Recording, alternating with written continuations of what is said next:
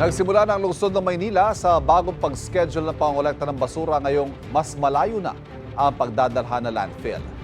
Sa unang balita live si Bam Alegre. Bam!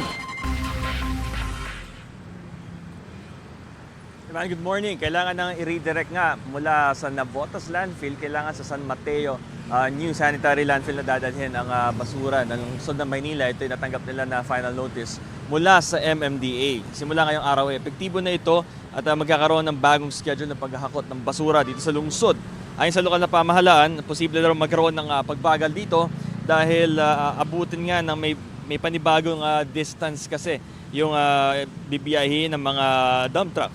From 10 kilometers dati, from Manila to Navotas landfill, ngayon at 30 kilometers na yung expected na distance to San Mateo. At hamon daw ito sa LGU dahil kailangan nilang damihan yung kanilang mga truck at may kaakibat din itong requirements sa pondo.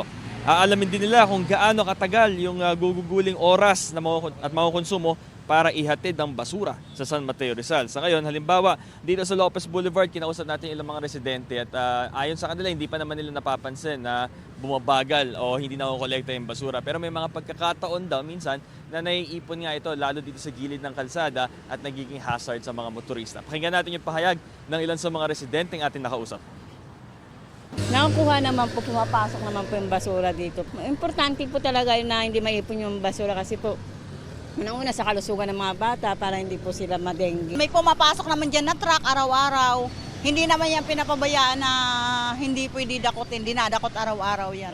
Malaking problema kasi sakop na lahat ang kalsada ng basura, madulas talaga pag umuulan. Minsan marami na didisgrasya ng motor.